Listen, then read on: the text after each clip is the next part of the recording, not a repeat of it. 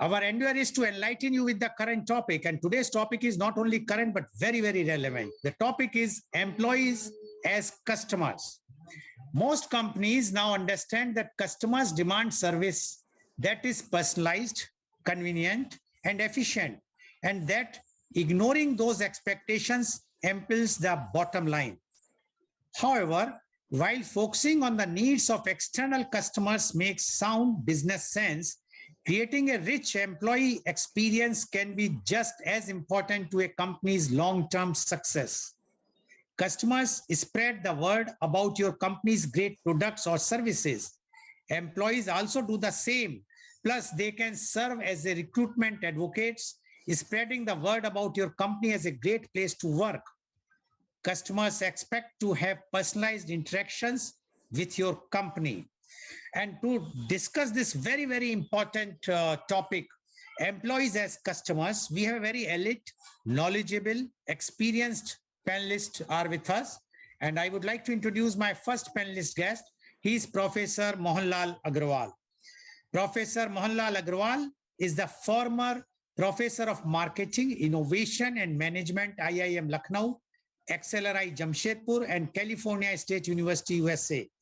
He is president of Indo-Gulf Management Association.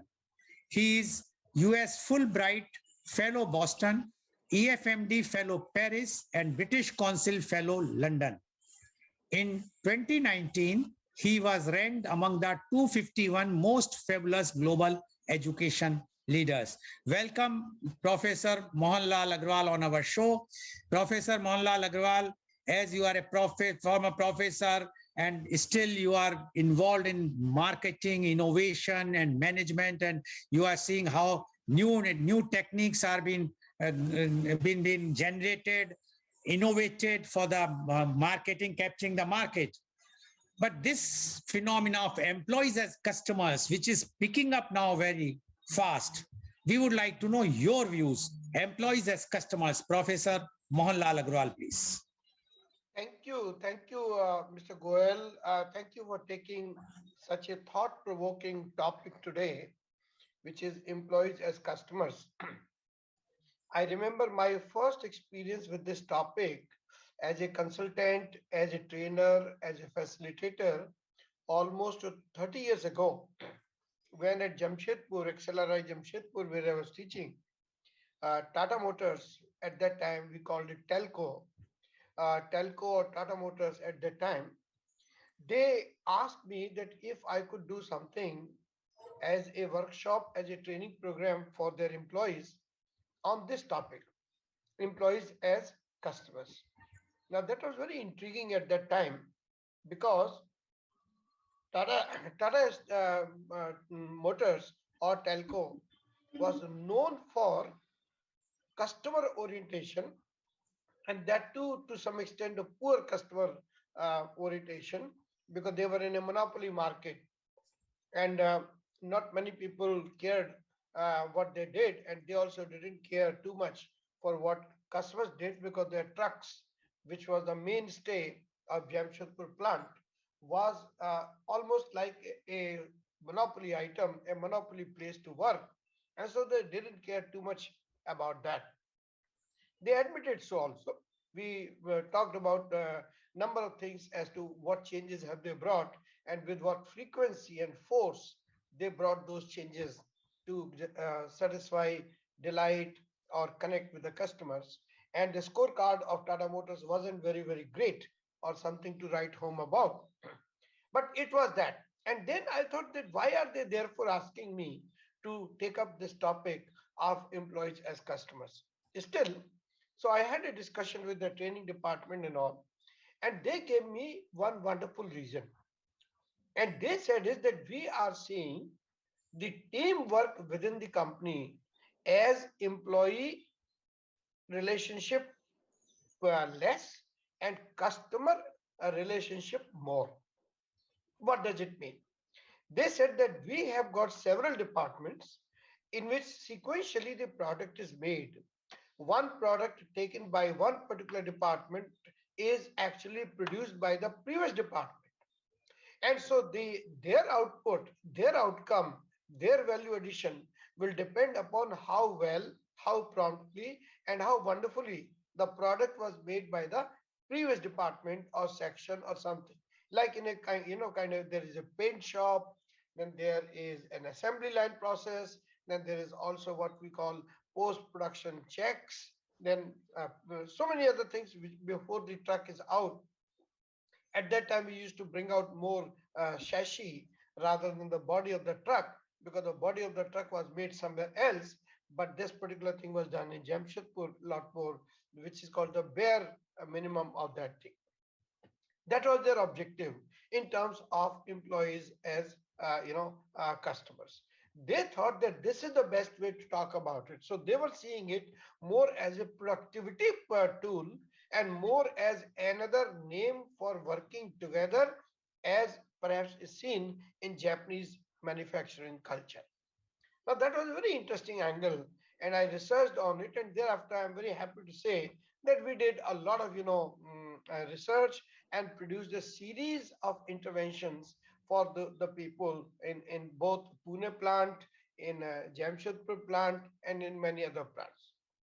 Now, the same thing became useful later on when Air India now, but at that particular time, Indian Airlines asked me to design the similar intervention for them, which was somewhere in the late 90s and beginning of when organizations like uh, Jet Airways, Sahara, East West Airline, all those kind of airlines were emerging, and Tata Steel, Tata and Indian Airlines was facing a lot more competition on their once 100% market share to the market share. They were sharing their space, both screen space as well as market space with customers.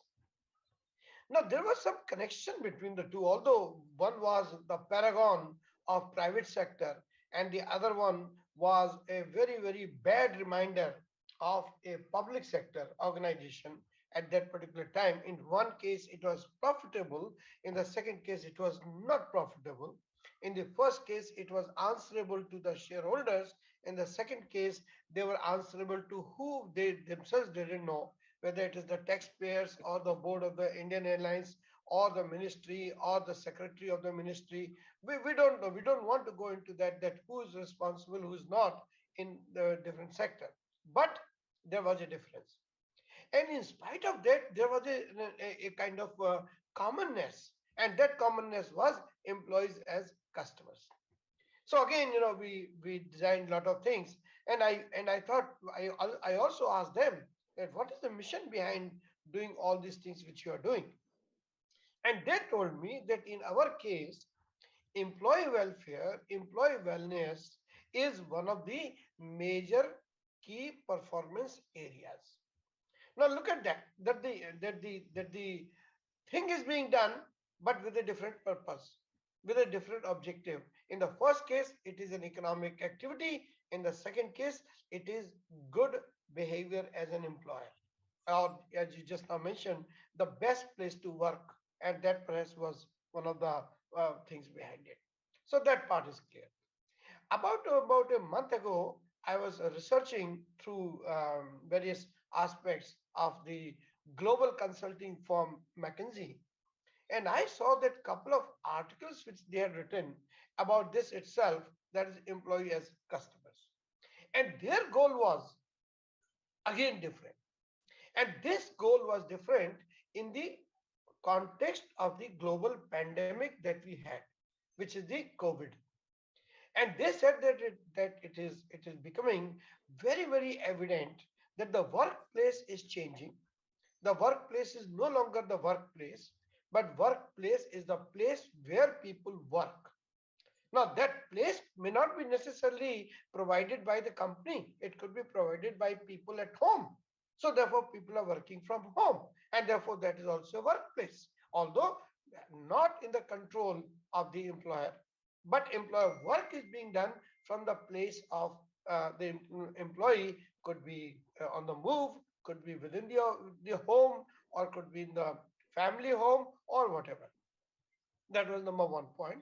Number 2 point they said was that empathy which became a critical factor of relationships these days. Empathy, not necessarily efficiency, which Tata Motors had, not necessarily the wellness of the employees as a part of community stakeholders, as in the case of the Air India, but in this particular case, it became a global need of the people, that people wanted to have empathy, wanted to be treated with empathy from others, and as a result, this empathy became the central theme of relationship, both at work as well as at home. They were saying that people are suffering a lot inside as well as outside. COVID affects internally as well as externally. COVID affects you as well as the people around you. COVID affects others, and that affects you. The interrelationships of the emotions, what a wonderful term they used, that interrelationships of emotions became the key factor in relationship between employees and employees, and employees and employer, as well as employees and customers. Why? Because the customers also in many cases were working at home, and employees anyway are working from home for a year, 2 years and all. Many people now are finding it very, very difficult to transit this workplace from work from home to work from workplace.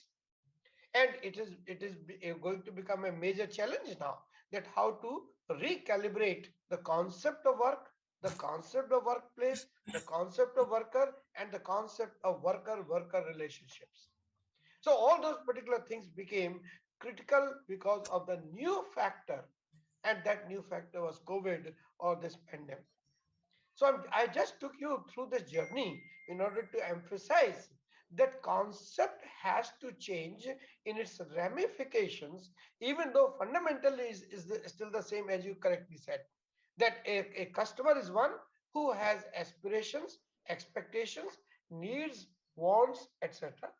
And in order to have those things, that customer pays to the marketer through primarily through private monetary means, and then those from monetary means become the very, very fundamental expectation that you please satisfy me. But in the case of internal customer, there is no monetary relationship. There is nothing as important for the for the organization to satisfy the internal customers. Take it or leave it. If you are dissatisfied, there are wonderful explanations from the organization for that, that a person is unhappy because he's fundamentally poor attitude person. The person is unhappy, maybe there are some things which are at home, that's why they are working those things. In other words, organizations had a litany of explanations, a litany of excuses in order to absolve them from this fantastic requirement that employees should be treated with the same attention, with the same respect as external people should be. This was the basis, and that's where I thought that I should take up this as a topic, and let's see that how my colleagues react to that, contribute to that, so that it becomes a topic easy to understand, easier to digest, and easiest to apply. That was the goal in my mind when I talked about employees as customers. In any case, what is this particular thing? This particular thing is based on the same logical sequence. Number one, identify who's your customer. In this particular case, identify who's your internal customer. Number two, in the case of the customers, identify the known and unknown needs and wants and demands of the customers. In the case of the internal customer, perhaps it is almost the same thing, in which they are trying to say that we should also identify needs, wants, and expectations of employees, even though they have no choice. Remember the major difference between external customer and internal customer. The major difference between external customer and internal customer is that there are three rights on which these people differ from each other significantly. It is called, voice, it is called choice, and it is called exit. In the case of choice, customers have an exit. Employees do not have. Number two, in the case of the customers, customers have voice. Internal customers or employees do not have that voice. Number three, the customers will very easily walk away from you to someone else, and that particular thing may not be so in the case of the employment market. So, all the three rights, choice, voice, and exit, all three of them are denied to the employees, or if not denied, at least they are very, very weak in terms of their strength, in terms of their application. It is more theoretical rather than practical. While in the case of the customer, he will walk away from you, will walk away from physical stores to e-stores, from one e-store to another e-store, dealing with several e-stores at the same time, using the power of mobile phone or internet or something else. So as a result, how do we give the same rights? And that's the crux of the thing. How do we give the same rights, choice, voice, and exit to the employees as customers also? That part hasn't been very much clarified so far. Why? Because it requires courage, it requires culture, and it requires very, very internal communication philosophy that, hey, I want to give these rights to my customers. And who are these customers? My own employees. That is why things have become more important, and that's why there are now these days awards, or even the designations, or even like ISO certification. There is also a certification, the great place to work. The same way like you used to flaunt to the customers that we are ISO certified company, we also say, or at least those organizations say, that in fact, 2 years ago, I was one of the keynote speakers for Economic Times in Mumbai, and which was organized by the Great Place to Work organization, which was giving awards to various organizations like Birla's, Tata's, Reliance, so many. And I was, there as the invited speaker for the Economic Times editor. So what happened there? This was the thing happened there, that they were flaunting it as a badge of honor, that our employees are also very, very happy with us, and they're giving us grades like the best place to work for, which is equal to as you get the rewards in terms of customer satisfaction, customer delight, or this and that. So here is the point, how do we deal with? And the question which I asked, that how do we provide these three things, which requires new guts, new courage, and new thinking. So possibly there is a one solution which was provided again by a research study in Harvard. And what was that study? They created what they called people service profit chain. People service profit chain. So what they said here is, in a very simple way, what they said is that let's begin from the top. The top is profit. The top is profitability. The top is growth. The top is brand name. The top is market share. These are the things which you are looking at. They said, how do you get these things? You get these things from the satisfied customers. So that became the chain, profit chain. So the second person is customer. Now, what makes these customers give it to you? Because they are satisfied. Fair enough. Now, then the third point came, what makes these customers happy? And they said it is the satisfied and happy employees.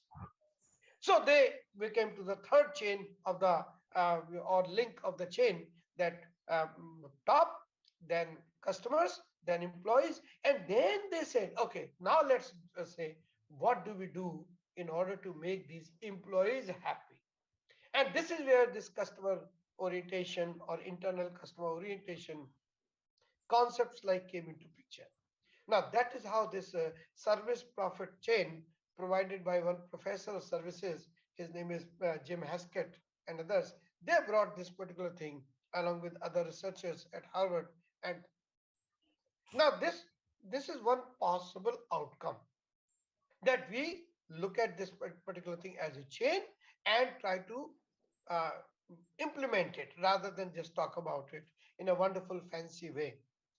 Talking fancy and doing fancy could be two different things. So this is where one important perhaps solution open to us. So anyway, I just want to thank you because I thought let me first clarify what is internal customer, what is employee customer, what are their limitations, how different they are from the external customer, what is this choice, voice, and exit rights, and then how do we handle them to reach a point where we can say we did it, not just that we discussed it.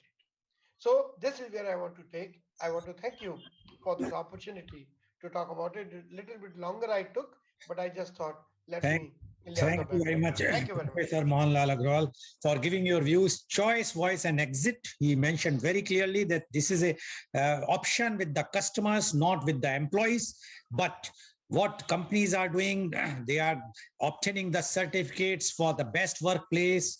They are providing all the facilities to their employees so that if your employees are happy, then the customers will be happy, because as per the research in Harvard, according to Professor Dr. Mohanlal Agrawal, and he says that this is the time when the companies have to think very seriously to make their employees happy, and especially when the work from home was going on, how many companies, and he's right, because I have also seen, and I have also I know about that, how the companies are providing everything at home which is required, like a table, work station, etc. Companies are providing, because they feel that if you are not having those things at your home, you will not be able to give that output which the company requires, and if you are not satisfied, you will be not the customers will not be satisfied. So one has to create that atmosphere. So according to Professor Dr. Mohanlal Agrawal, the employees has to be given all those things so that they can keep the customers happy.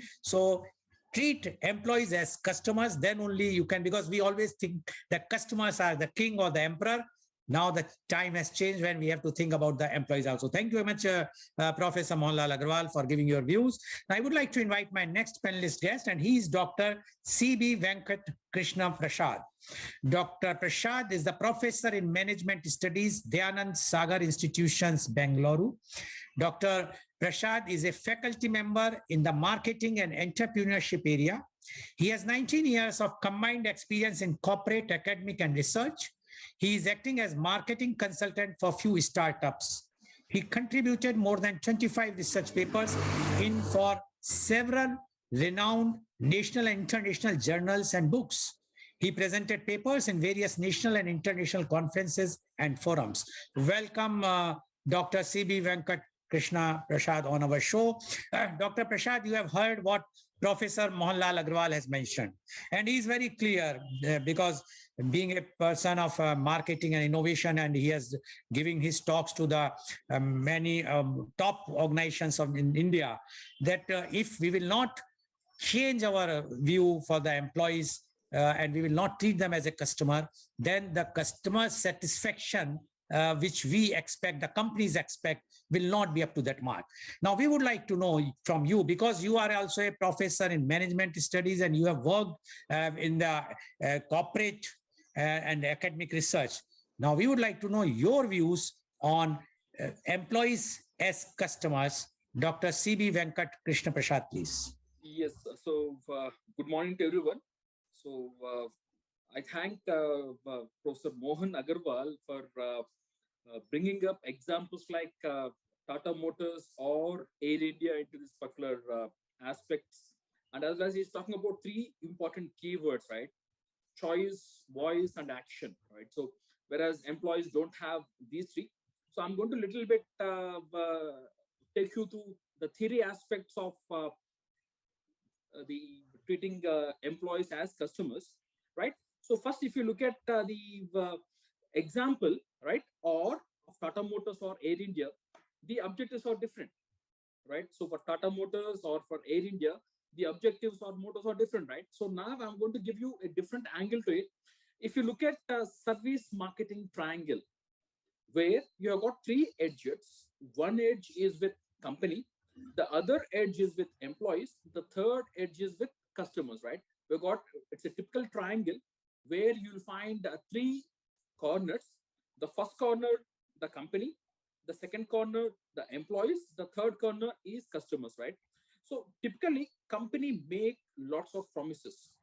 It is called external marketing. The link between company and the customers is called external marketing, where they make the promises. And if you look at the second angle between company and employees, it is called internal marketing, where it is enabling those promises. Employees are the people who is going to enable them, right? So company should train the employees in such a way that they are ready to deliver or enable the promises. And the third angle at the bottom between employees and the customers is called interactive marketing, where it's called where the promises are delivered by the employees to the customers. If you look at all these three marketings, the crucial term is internal marketing, the relationship between employees and the company. Internal marketing, where you're supposed to enable the promises through the employees. Right here, I'm going to quote one example or a report by Deloitte University Press in 2016 in the Asia Pacific region. Only 31% of companies said they do employee experience surveys, or they're going to measure the employee experience, compared with 81% told they are measuring customer satisfaction at every or at regular intervals. So what is the missing point here? Only 31% companies are measuring the employee satisfaction or their experience. So why this measuring the employee satisfaction or measuring the employee experience is important? Right, I'm going to take you through a small link, right? So just try to understand. If employee is satisfied, if employee is satisfied, then you can retain the employee and the employee productivity will increase. The two major outcomes of employee satisfaction. The first one, employee retention.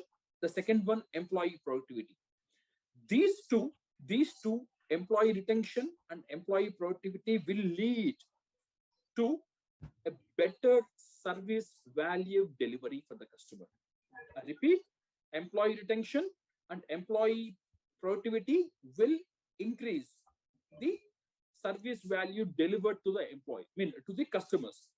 And if employees get better value for the amount that they have paid, definitely they're happy. It's called customer satisfaction. If if employees are highly satisfied, right, they can deliver better value, so the customers are happy. And this happiness, right, the customer's happiness will lead to customer loyalty, and customer loyalty will lead for a better revenue growth or for better profitability of the company. See the link. But it started with employee satisfaction, leading to customer satisfaction, which will lead in increasing the revenue as well as increasing the profitability. See the links which are happening here. But that's why employee satisfaction and treating employees as customers is very important.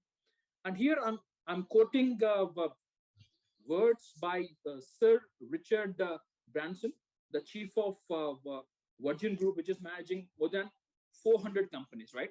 He says, clients do not come first, employees come first. If you take care of your employees, they will take care of your clients. I repeat the quote.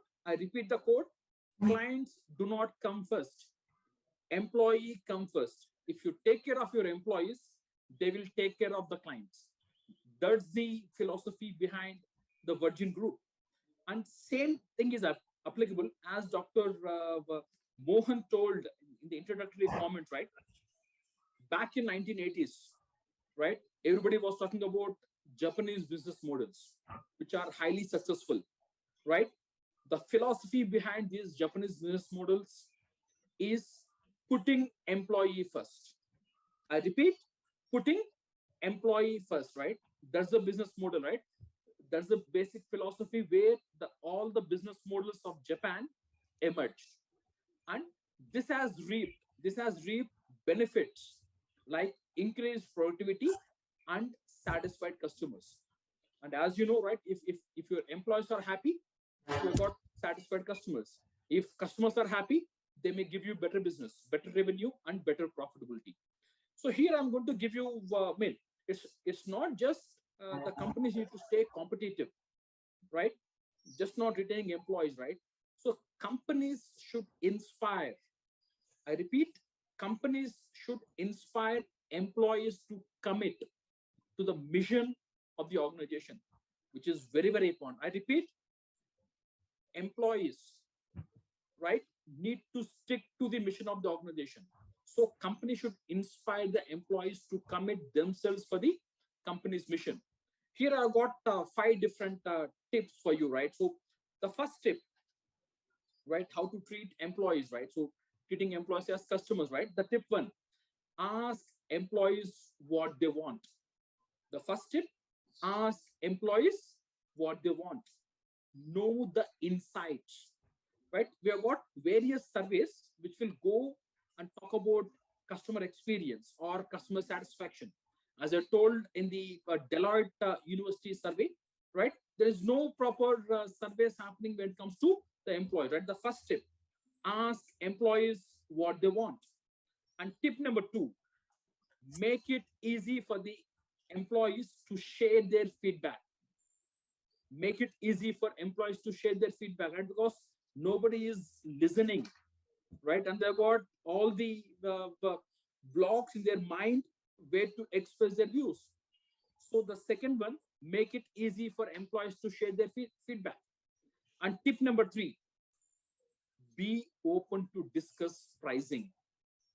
Here, pricing means the pay with your employees, right? Be open for the discussion, right? When it comes to pay, be open, be transparent as much as possible. And tip number 4, have managers, train the managers to provide a good service to the employees, because as you are right, many employees leave because of a bad leader or a bad boss. So train your managers, right, to give a very good service for your customers, for your employees. And tip number 5, very, very important, train employees to know how to run their careers, how to plan their careers. That's very important. It's not about planning for the work, right? You should train your employees to give the proper career guidance, right? Give it, right? Invest in people development. They will be more competitive, more proactive, and they'll be more resourceful. Treating of employees that's the same way as you treat your customers will improve the key business outcomes. Like as I told you, it may be on company revenue growth or the profitability. Definitely they will increase, right? And the employee experience, right, also will increase, which will give a better positioning, right? Especially when you want to attract talent, right? As Dr. Mohan is speaking about the best places to work methodology, right? So where, right, the talent, retaining the talent, right? Attracting talent, retaining talent is very important. So treat your employees as customers so that they can deliver better in the future. That's it for me, Mr. Goel. Okay, thank you very much, Dr. Prashad, for giving your views. Very, very clear views. And Dr. Prashad says that one has to treat the employees in such a way that they should feel themselves happy. And if they are happy, they will definitely keep the customers happy. So he has given all the views and about the research. He has explained the 5 points, etc. in details. I need not to repeat, but he is very clear that if your employees are happy, then definitely customers will be happy. Thank you very much, Dr. Prashad, for your views. Now I would like to invite my next panelist guest, and she's Dr. Shalini Agarwal. Dr. Shalini Agarwal is the Associate Professor of Chandigarh University, Mohali. Dr. Agrawal, alumni of IIM Ahmedabad, is an associate professor of finance at Chandigarh University and has about 18 years of industry and teaching experience. She has presented various papers in conferences including IIM Lucknow, IIM Bangalore, IIM Shillong, and IIM Kashipur, and published in Scopus Index and ABDC listed journal. She has authored two edited books and delivered guest lectures in various renowned institutes in India. Welcome, uh, Dr. Shani Agrawal, to our show. Dr. Agrawal, you have heard what Professor Mohanlal Agrawal as well as Dr. Prasad has mentioned. And they are very clear both of them are very clear that the employee's satisfaction is required. Dr. Agrawal said that if they will be treated as a customer, definitely the customers will be very happy, although it's not easy to do yet, although now that things are going on. But Dr. Prasad is very clear. He says, keep employees happy. So the retention will be there. And once they are happy, definitely the customers will be happy. Now, we would like to know your views on employees as customers. Dr. Shalini Agrawal, please. Thank you very much, sir, for giving me the opportunity to speak on this topic. A very good morning to one and all present here and to all the people who are viewing this channel. Even I agree with the same views that Professor Vekta sir and Mohan Agarwal sir says that the employees should be treated as customer. That is very much true. So I would like to start with a quote by a British business magnate, Richard Branson, who talks about clients do not come first, employees come first. If you take care of your employees, they'll take care of your clients. So this is a very famous quote by this Richard Branson, and he believes in this. Moving ahead to Tracy Mellett and Matthew Wright, author of a book entitled In the Employee Experience: How to Attract Talent, Retain Top Performers, and Drive Results. It also highlighted the relation between employee and customer. It says customer experience is an outcome of employee experience. When employees are treated well, listened to, and receive right communication, they in turn provide a rewarding experience to their customers. So, this is by the Tracy Mallet and Matthew Wright. Another customer strategy expert, Susan Carr, she also said, customers are in charge of your destiny. They possess the power to see a company prosper or fail. With that in mind, employers are increasingly realizing that they have two type of customers, internal and external. Please take this in mind. Like now the companies, they have started following that they have two types of customer, that is internal and external. And there is a remarkable similarity between the customer and employees.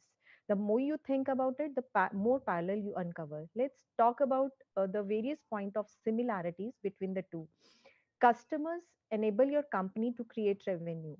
So do your employees by making and selling your product or services and by keeping your operations moving forward smoothly. Another point of similarity is customers spread the word about your company's great product or services. Employees do that. Plus, they can serve as a recruitment advocate, spreading the words about your company as a great place to work.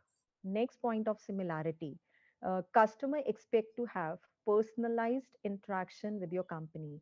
One size fits all doesn't work for the employees either. They want to be heard on an individual basis. Another, without them, that is customer or employees, your company would not exist. So nowadays it is very, very, very important to have the employees as customer, to treat the employees as customer. In fact, your employees qualify for the same cutting edge customer services as your external customer. The next important question here I would like to emphasize is how can you boost your employee experience to keep them happy, energized, and resolute in their desire to remain with your company? So this is the most important thing. So I'll talk about what are the different ways to make employees as customer. First, I would like to talk about is how trust impacts communication at work. Employees need to believe in the validity of your messaging if you expect them to buy into it. If you want employees to engage with the customers in a way that builds trust and loyalty, those employees must believe and trust in the company's message, vision, and goals first. Communication to customers that is incongruent to what employees see or hear will erode that essentially foundation of trust. So the next point is make internal communication your prime focus. When it comes to internal communication, things like a marketer. What kind of advertisement appeal to the customer? Something informative, compelling, and relatable. The same employees to your employees too. Marketers are rigorous in their advertisement. They use all platforms available to them and different type of content to convey the same message to buy this product in various ways. Apply the same rigorous approach when communicating with employees. Only imagine the product you are selling is your company's mission, vision, and goals. Most importantly, don't be afraid to be creative and shake things up. You want to make employees excited about your company and invested in helping them to accomplish its goals. So these are the points.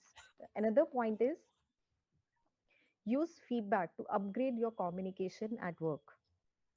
This is very important. Feedback. Use the feedback. So companies, they control themselves to make it simple for customers to share their thought.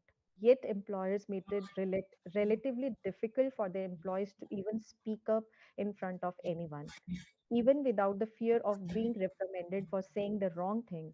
There are literally very few avenues for employees to share their feedback where they feel they will be heard. In order to make employee-centric communication work, employers need to utilize employee feedback in the same way as do their customers. Use survey. The companies should use surveys to ask employees what their concerns are and what they're most interested in knowing about it. Do they want more knowledge about the industry or more opportunities to network with colleagues? Addressing gaps information improves communication at work for both the employers and employees. The last point I would like to talk about in this is take your employees along with. When you're when you take your employees along on the journey of your organization, if that is when you start differentiating. If your employees are fully engaged, they build understanding not only of the products but also of the people and their experience as customers. This knowledge becomes embedded over time and it creates a much richer and more nuanced process around the customer experience. Not only are your employees able to follow a process or explain a product to a customer, but they also know that organization is aiming to achieve through each of these interaction. They have a clear idea of their place in the larger picture and they understand how it will ultimately impact the bottom line. So last, I would like to talk about companies in the world where employees are treated as customers or they are the best places to work in the world. Let's take an example of the company Hilton. This is, we all know that it's a hotel chain that was named the second best place to work in the world in 2019 due to its push to extend its hospitality for all slogan to include frontline employees. All employees have access to the same technology as guests for a seamless experience. Employees can also use a chat bot to ask common questions, even receive training. Next, let's talk about company Apple. Do not write Apple off as a have been. Even after years of leading the technology world, Apple continues to impress. It was named as one of the 50 most innovative companies in 2019 for pushing its processor for fast faster performance across its devices. Apple has a strong employee experience where all the employees, from frontline retail workers to top managers, are treated like executives. The respect based culture focused on people over products and creates an environment of engaged and passionate employees doing their best to share the excitement with each customers. Next, let's talk about the another company, that is Airbnb, the awesome new home renting service. Airbnb offers free daily organic meals and also provides its employees with a 2000 yearly bonus to just travel anywhere in the world. Just imagine this thing, $2000 yearly bonus to just travel anywhere in the world to their employees. Airbnb allows its employees to experience the same journey that its customers experience. This ensures that all of its employees get a chance to truly wear the customer's hat once every year. It certainly gives them a renewed perspective of how it must feel to be an Airbnb customers and who would not want to get a greater experience from the company they work from. Everybody wants that. Next, let's talk about Hyatt hotel chain companies. It not only utilizes empathy to create a better customer experience, but also create a better employee experience. Implementing the housekeeping flexi time program is a perfect example for that, where housekeepers have the option of leaving if they get their work done early or to clean additional rooms to make extra money. Another benefit includes the family assistance leave, which offers a minimum of 8 weeks paid leave to primary caregivers.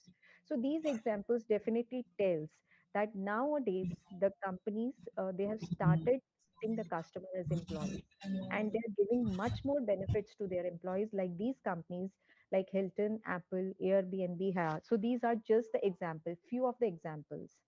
So in the last, I would like to say, to ensure customers have a great experience, be as rigorous and resourceful on your communication with employees as you are with customers.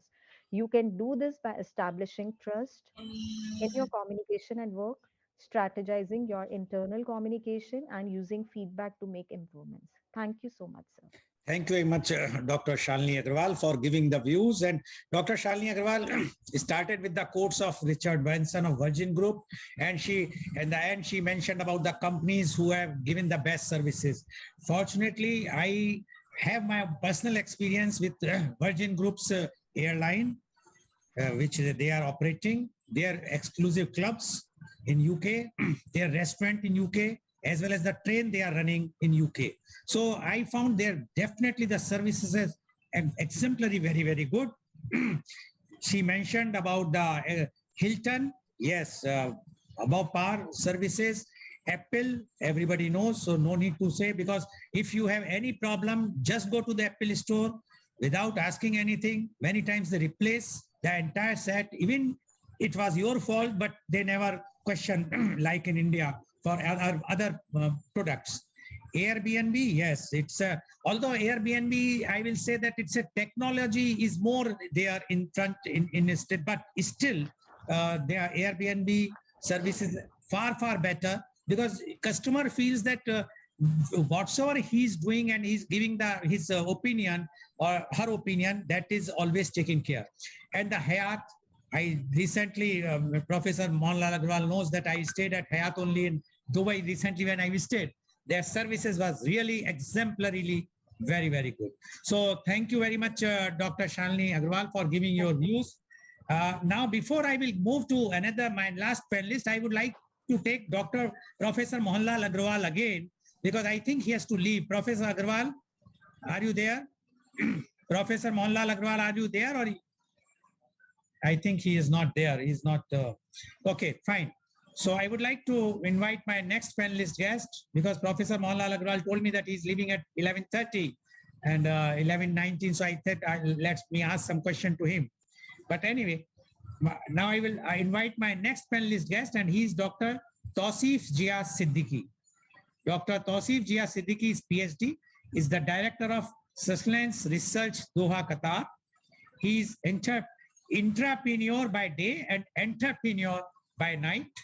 Dr. Tausif wears various hats in his professional life, from climate activist, innovative, transformational, sustainability leader, visiting professor, mentor, and SDGs SME. He has worked with Vedanta Resources, Maruti Suzuki, Morgan Stanley, Alcoa, Sabic, and with multiple startups to achieve significant growth in the marketplace. As a sustainability and people leader, he has a unique blend of knowledge and focus on planet, people, process, and platform in that order. Welcome, Dr. Tausif Jia Siddiqui on our show.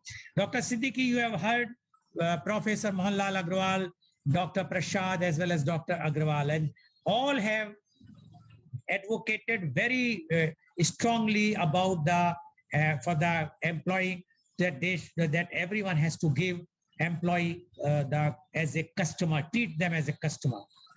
Now we would like to know from you, because you yourself is a entrepreneur by day and entrepreneur by night, your experience about this and employee employees as customers. Dr. Tausif Jia Siddiqui, please. Thanks a lot, Dr. Goel, and special thanks to Professor Mohan for inviting me in this amazing session with the excellent presentation from Professor Mohan, Professor Krishna Prasad, and Professor Shalini. So what I will bring to the table is my industry perspective, one-on-one working for last 15 years with these multinationals, as well as for last 3 years, how startups are evolving. And especially my wife is running, she's Professor Anna, she's running a startup, and how she's taking care of the employees. And I was in Japan, I'll give you a real life example, how Japanese have achieved excellence. Like Professor Krishna mentioned that also. And I was surprised after Second World War, what happens to them, everyone was down and out. The king called the best of the companies that were there, and they had a marathon session brainstorming. And what they find out, the only way to come up again is to engage employees, is to be at the heart of it. And how they did it, I'll tell you, we visited Sony, Toyota in Yokohama. It was a different experience altogether.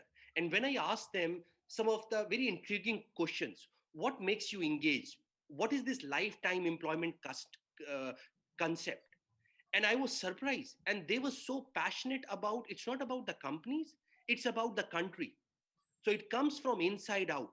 When I talk about how can we inspire our employees towards our vision, because we need to understand we as employees, as human beings, are more emotional. We are more psychological. We are not rational as much as that thing. So we need to understand our vision, our mission, our values as companies needs to submerge, needs to align with employees' vision, mission, and values. And that's how we succeed. And that's what Japanese have done exceedingly well in 1980s, 1990s. If you ask them, like I was talking to a professor at Osaka State University, and he mentioned the way we invest, you cannot imagine, Dr. Tausif. It's beyond comprehension. When we find we have dinosaurs, he mentioned to me this word, the employees who are neither committed towards the company and neither they have technical competencies. They call them as dinosaurs. They will not take them out. No, no, no. They say it's in the Western world. What we do, we invest in their training. We try to identify the 5 whys, why they are dinosaurs. Can we make them rats on wheel? Can we make them stars? Because they make up around 15 to 20% of the workforce. Everyone is not a star. So let's start my session with Vedanta Resources. I worked there around 3.5 years, one of the best companies to work. And I was part of their business excellence teams. Like we apply for Great Places of Work Award, CII Award, Golden Peacock, you name it. And the best part, what I found is, apart from the excellent working condition, the way they diversified, like 30 to 40% women employees at the shop floor.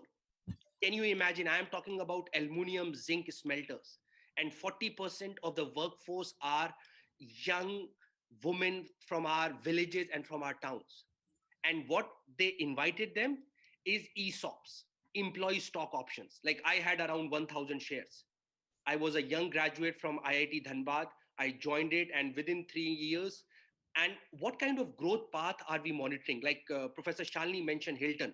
I was talking to an employee of Hilton as well as Four Seasons. And I asked them, how many years you spend here? He said, around 10 years, 15 years. I said, you're not planning to change? He said, my boss never asked me, do this, do this, do this. They said, how are you at the end of the day? Are you happy? And the complimentary meal at the end of the day. These are small things that really makes the difference. And I 100% agree. Hilton, Sheraton, Four Seasons, they have taken employee satisfaction at a different level altogether. Let's come back to our companies. What Professor Mohan and Professor Prasad also mentioned, Tatas. I was the examiner from Ramkrishnan Bajaj Awards. It's a business excellence award. And one of the core messages, how you treat your employees. Because if you ask any bottom line worker, I was in Tata Steel Jamshedpur, and if you ask any production manager, the bottom line from them is production. The bottom line for them is more profitability. Forget about people. But what he mentioned, I still remember, and he was trained by Mr. Irani. Like many of them don't know, Irani was the one who was about to succeed Ratan Tata. And he said, Tausif, he trained me.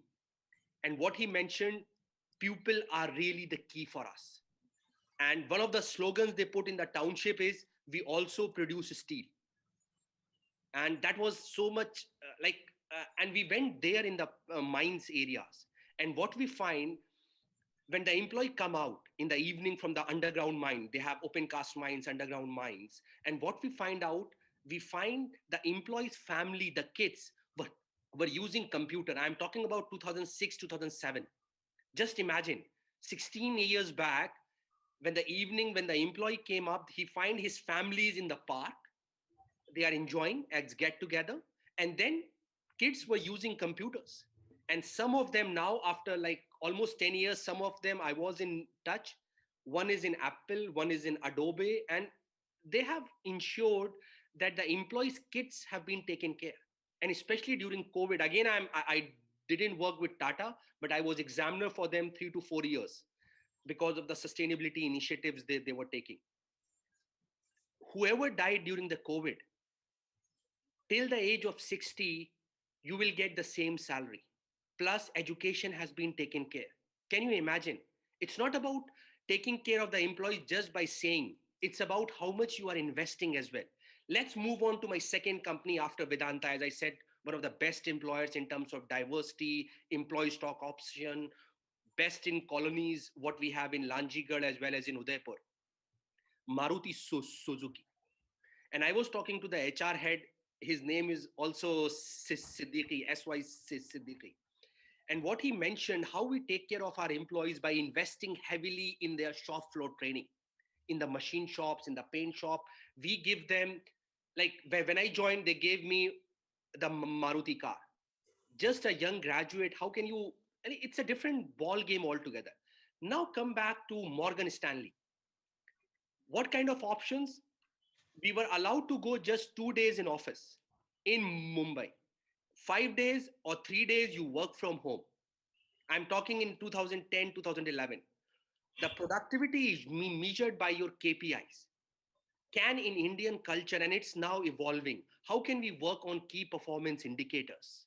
Can we have that luxury? Because someone mentioned, or maybe Professor Shanley or Professor Prasad mentioned, employees don't leave because of the companies. They leave because of the bad bosses, because of the toxic culture that we have. 90%, like the Gallup survey, they find 80 to 90% of the employees left because of the immediate bosses. How can we transform ourselves as employers, or as someone mentioned? And it has evolved a lot.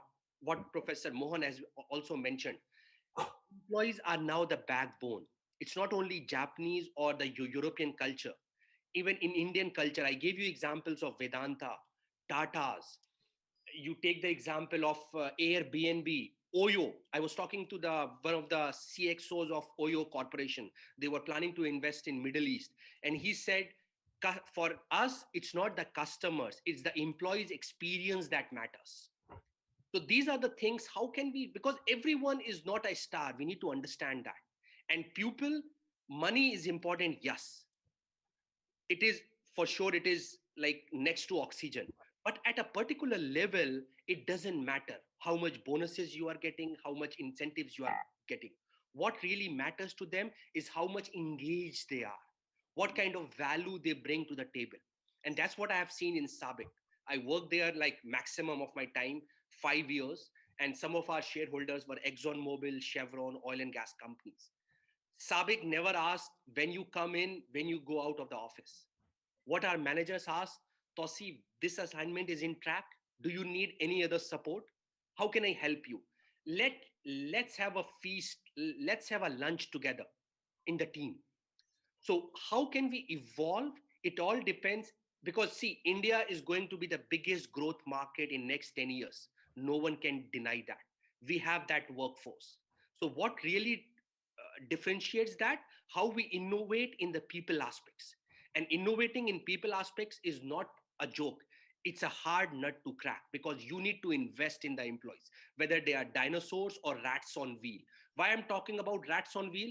Because you will find in any organization, and that's what I learned in Japan, 50 to 60% of the employees are rats on wheel.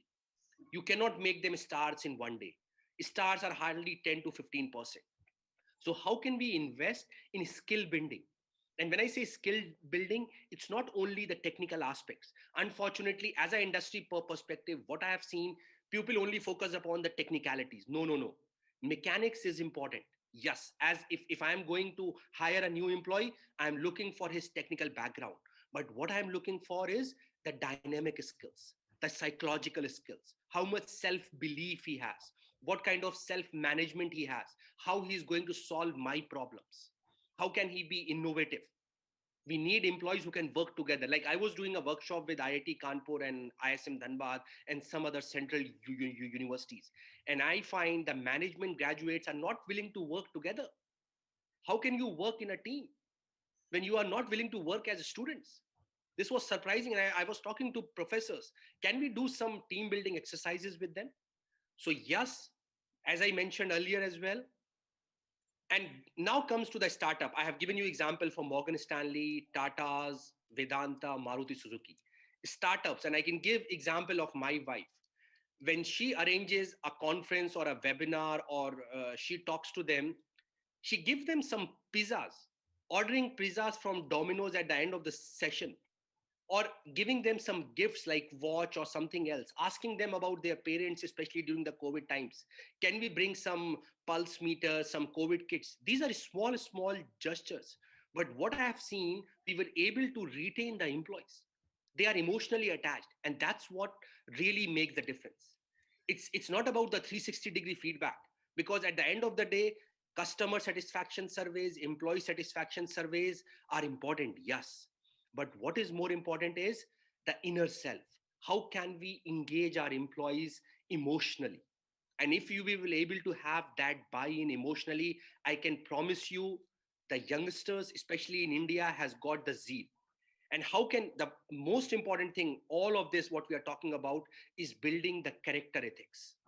What I have seen in new employees, especially in the in industry, we need them to be self-belief and character building.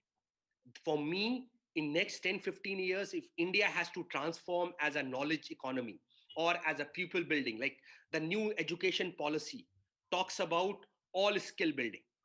And employers, like I'm very passionate about like the growth story of India, because we are competing with China, we are competing with other South Asian countries. But what really differentiates is our new workforce passion towards works. We are really willing to do something, and that's what differentiates us. So yes, Dr. Goel, as I said, I'm sharing more the industry perspective, how our how the new workforce is going to adapt to the challenges. And COVID is just for the time being. When I'm talking to students or professors, like last week I was talking to some HR professionals, and what I've seen, we have faith, we have belief, we have hope. What we need is a skilled workforce. That is the message. So that's it. I'm open for any questions. Hey, thank you very much, Mr. Tausif Siddiqui, for giving your Dr. Tausif Siddiqui for giving your views. He mentioned about Japan. I visited Japan somewhere in 1985, 86, and I visited the companies, the culture, what I found, the employees, they provide everything for their employees, and employee doesn't want to go home. The food, the everything is inbuilt there. So I asked them, this is our employees wants to stay here only. They are working, but they are very particular. They do not want them to work overtime, but the employees are devoted. But one thing I differ about OYO, because OYO, what they have done, initially they have treated their employees very nicely in India, but when they checked them out, what they used to do, they immediately changed their password, and the employee who was dealing with those hotels and others, and they are nowhere. And they say, sorry, our company has made our life very miserable. So that type of thing, that's why the OYO is facing lots of criminal cases now, although they are planning to come out with a public IPO. This is the time for IPO. That is a separate thing. But this is the difference between the culture there and here. Thank you very much, Dr. Siddiqui. Now I can see Professor Mohanlal Agrawal has come back. I wanted to take you earlier, but you were not there at that time. Anyway, Professor Agrawal, my question. My apologies. I was here listening, but I was not visual. Okay. Sorry. Now my question to you is, everybody spoke about that how we must keep our employees happy. If the employee is happy, the customer will be happy. You gave example of Indian Airline. And at that time, when the jet and others have started.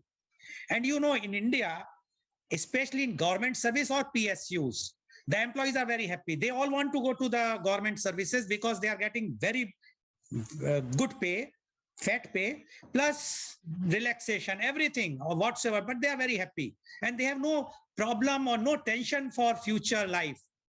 But the services, what they are giving to the customer is horrible. Whether it's a bank, municipality, name anywhere, hospitals. No, but it means what we are talking today is only for startups in the private sector, not applicable to the government in India. But in other countries, I think it is not like that. There, even if you have seen the customs or the border securities anywhere in the USA or UK, even in UAE, so customers friendly. Now my question to you is, why this difference is there in India? That's true, and thank you very much, because this is one of the questions or question marks about the things that we have heard, that satisfied employees will automatically bring satisfied customers. And I'm so very happy, because you are always insightful and reaching the point first. I believe that in concept, this particular thing is still true, that satisfied employees will lead to satisfied customer, better customer service, and also better customer experience. Without doubt, that kind of chain and links are understood. The only thing that is missing here is the context. The context is that in most other examples and other markets, it is a market economy in which they are working. In our country, we either have the predominance of public sector, or we have what is known as mixed sector, joint sector. We have private and public, both are putting hands together. Sometimes they also call it mixed up sector, because nobody is knowing exactly what to do and all. So in the case of Air India and Indian Airlines or many other PSUs, the example is not working out because of the situation in which they are. And as a result, what happens is that we are not able to gain the relationship that we have postulated or agreed that this will happen. So I would say one little change, which is important, will not lead to the big change, which is very, very important. But that is still the beginning.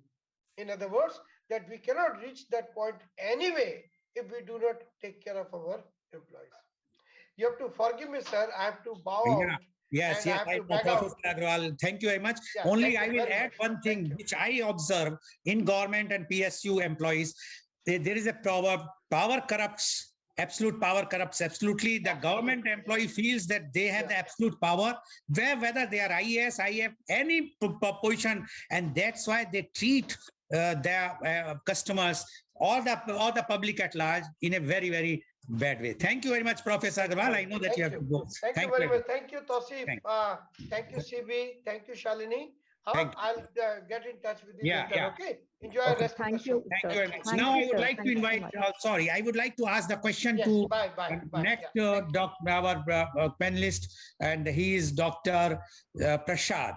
Dr. Prashad, my question to you is, what is common between employees and customers?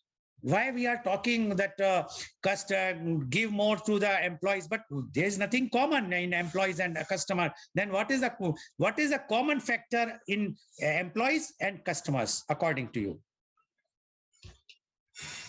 So please unmute. Please unmute. So thanks for the question, Professor Lal. Right. So typically customers are called external customers and employees are called internal customers. So there are many similarities between these two parties, whether it is external customer or internal customer, right? So customers want some value addition from your company, right? So when they buy certain services or product, right, they want that value addition. Similarly, as an employee, if you're working for a company, right, you want that value addition, right? So whatever, I mean, your contribution, right? So in terms of skills, in terms of knowledge, in terms of your work, right?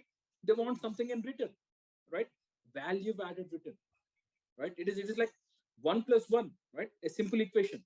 Whether it's a customer or a internal customer or external customer, right? So they go with simple equation, right? They are very, very similar point between internal customers and as well as external customer, right? So as an employee, right? So I expect, right, a good working conditions, right? As a customer, you expect good products. As a customer, you expect good salary. Sorry, as an employee, you expect good salary, right? As a customer, you expect a good value for your money. There are various similarities, right? So when they want to make choices, or when they want to raise voice, or when they want to take any actions, many of them are got similar equations, right, with the company. Okay. Thank you, Dr. Prashad. Sorry to interrupt. Can I Can I add some more points to it? Yeah, I will ask a question to you, and then you can add there. My question to you is, why treat employees as customer when they don't pay? Customer is paying, employee is not paying. Then why you are treating the employee as a customer? Because there is a difference that because the customer is paying, employee is not paying. And now you can add also, Dr. Shanli. Okay, so when you are making so there are two types of customers nowadays. The companies, they have started believing in it, and the two types of customer is, one is internal customer and external customers. So what the organizations they are doing right now is they are treating the internal they are treating their employees as the internal customers. So how do they help you? That is the most important question. So sir, let me tell you, like, without the employees you cannot sell your product, right? And if they're happy, they will treat your customers, they'll keep your customers happy. They will tell the positive things, like, let me give you one example. Like, I am a professor, so if my university keeps me happy, I'll speak good about the college university. But if they will not keep me happy, I will talk negative about it. So this is the major, because we, the employees, are in the I people will just who stop you here, Dr. Shanli Agrawal. First of all, your university is a private university or is a government university? it's a private university. Private university. I'm sure that if you see the government university, their pay scales are far more. They are giving every facility whatsoever. Yes. And they're not happy. Why they are not talking positively? The conditions in government universities, what is the condition today and what is the difference between your university and their university? Sir, actually, they do not realize the value of it. Actually, the problem is they do not realize the value of it. Who is not That realizing? we are the government employees. See, they do not realize unless But and until they they will are not among us work. only. Today See, you are I do working here, understand. tomorrow Yeah, you I may tell be. you, I'll give you one example of the thing. There is a friend of mine. She was working as a teacher in one of the. She was working as teacher in one of the schools, and she called me up one day. I said, "What are you doing?" I asked my friend, "What are you doing?" She said, "I'm in the class," and she's calling me. Sis, just understand the liberty that she has, and they don't realize because So they have already. now my question again to you is, if Yeah, it is like this, why they are not realizing it? Either they lack of training of yeah, them. That yes. might be the reason. Because if they see their salary scale is far more, they have accommodation, free accommodation, they have everything. They are sure for their till the retirement. They are not So going after actually, so actually, they're getting everything in a very easy manner, and they are not realizing the hard efforts that we put in. So we are working throughout the day till night, even 12. We are bound to work, and we so know the value of so it. so So I will maybe, I got your point. It means if you are giving the things easily to the yeah, employee will not treat you proper. The employee will not treat the customers properly. realize You mean the to say value of like it. this? Yeah, yes, sir, yes, sir. But what Mr. Tausif was mentioning about, I mean, you also mentioned about Hilton and all those companies. They treat the very nicely the employees. They give everything. Like Mr. Tausif says, he got the Maruti car as soon as he joined. Now, how many are getting these types of facilities? But people are doing lots of good things. But I personally feel, I'm sure you are experts, so you know better, that the lack of training from the very Yeah, beginning, and what now we say is EQ, not only the emotional quotient. I think now it should be the ethical things more, which is lacking. But one thing is very clear: today you are in private organization, tomorrow if you join government, you will get a chance, your attitude will be also the same. It will change. You means I'm not talking about you, because if you will I not change the understand. attitude, the other employees of government organization will force you to change, because otherwise you will be misfit in that organization. I have seen how the Jet Airways people were giving the best services, or the Virgin people were giving the best service. Even Kingfisher was giving the best services, and how was the Indian Airlines? Thank you very much, Dr. Shalini. I will come back to you again. My question goes to Dr. Tausif. Dr. Tausif, there are different types of employees in a corporate. Should all employees be treated as customer? Why I'm saying is, there are employees who are dealing with the customers, marketing, this and that, and there are somebody is producing, somebody is a watchman, somebody is a peon, who are not dealing with the customers, so saying that okay, my product is very good. He's not having knowledge about what the company is doing. So do you think all employees to be treated as customer, or only those who are like a golden egg laying hen? No, no. So thanks a lot for the absorbing discussions. And my answer is we have to treat all employees. The only difference is the impact or the training that we need to give to the front line who are dealing directly with the external customers. I'll give you a very real example. In Sabik, like my previous employer, I took the picture. I don't know whether I can share or not. I took it with the security guard because for me, he was the star. And I asked Abu Muhammad, his name was Abu Muhammad, he always smiled. When I enter the gate of the plant, he's smiling. When I come out for the lunch or something, he's always smiling. The way he wears his badges and everything. I ask him, like, you don't have to do that. You can sit inside there is a button, you can open everything. He said, no, sir, like, I love my job.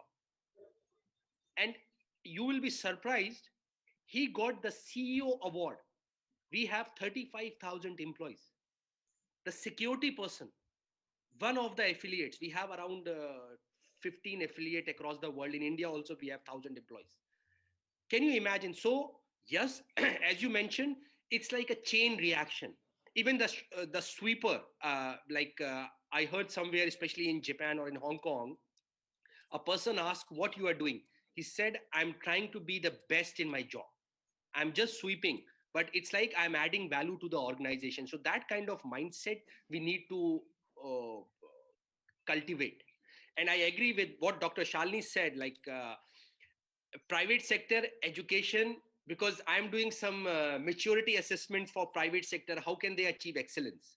And what I find for them, bottom line is how to be more profitable, how to squeeze as much as possible. Really, that's a mindset. I'll totally like. And in the public sector, we breed mediocrity.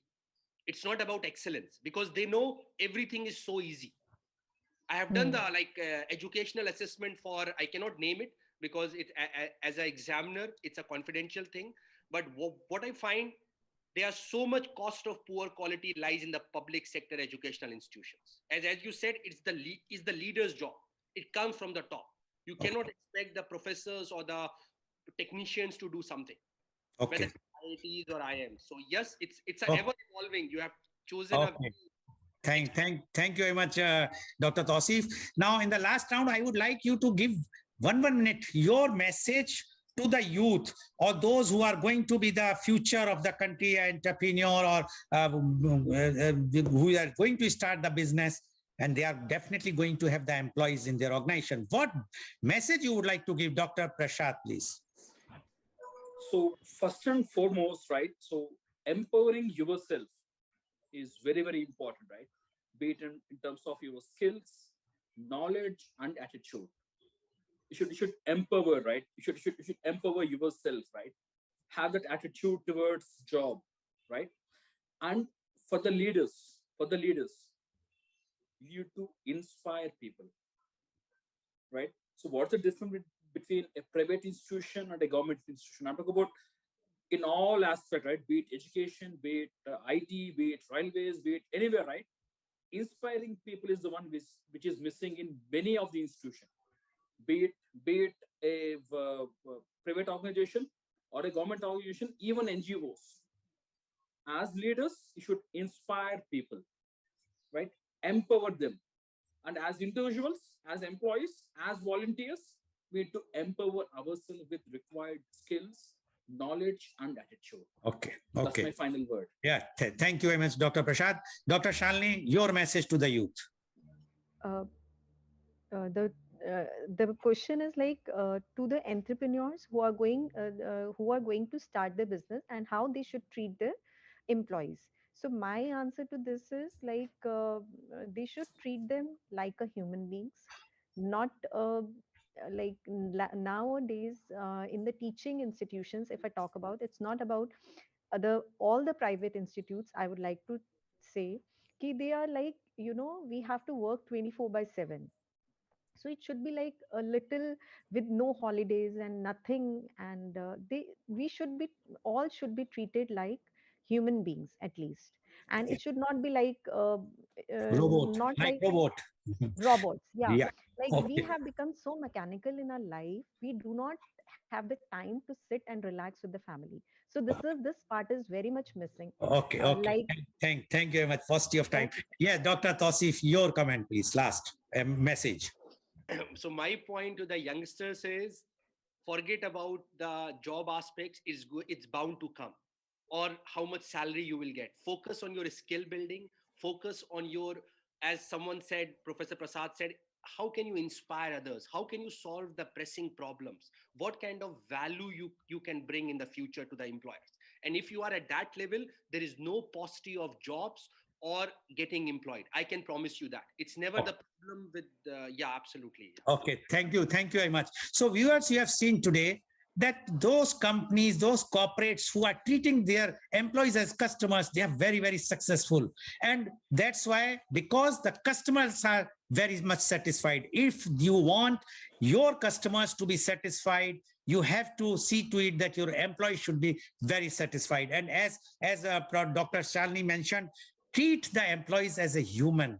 Don't treat them somewhere like robot. After all, they are also human being. And one thing is very clear: don't give them something very free. If everything easy, what we have seen in India, the government or PSUs organizations, if everything they feel that it's coming on platter, their attitude changes. And training is required, leadership qualities required, all these things are required. But one thing is very clear, time is changing. The new startups have to treat their employees as customer, then only they will be successful, like Airbnb or any other company one can mention, like Apple and others. Thank you very much. And today's program has been live telecasted by V4 News, Karu News, V4 Stream, Malnadu TV India, News Gaon se, Samvad Sarokar News, Bharat Post News, as well as was shown live on Facebook and YouTube. And in our endeavor to bring to you every day new topic in media conference with Lal Goel at 10:30 a.m. Tomorrow our topic is booster dose versus precautionary dose. As you might be knowing that in other countries, it is a called booster dose, while in India, it is a precautionary dose. Why, what is the difference? And our panelists are Dr. Dilip Singhvi, a specialist of internal medicine and diabetes, medical director, Apollo Hospital, Muscat. Dr. Brahm Prakash, former medical superintendent, All India Institute Medical Sciences, Rishikesh. Dr. Rashmi Kundapur, additional professor, Department of Community and Family Medicine, All India Institute of Medical Sciences, Hyderabad. Dr. Kapil Rathi, medical director and consultant, My Health Clinics, Mumbai. So please tune in tomorrow for booster dose versus precautionary dose in media conference with Lal Goel at 10:30 a.m. Thank you very much, Dr. C.B. Venkat Krishna Prasad. Thank you very much, Dr. Shalini Agrawal. Thank you very much, Dr. Tausif Jia Siddiqui. And thank you very much, Professor Mohanlal Agrawal, who is not there right now, for giving very, very enlightened views. And I'm sure today's program is very enlightening for all the youth and all those who are either in business or those who are planning to start the startups, that if you want to be a successful businessman, and if your company is going to grow and have more and more satisfied customer, please treat your employees as a customer only. Thank you, viewers, for watching our show. Thank you very much.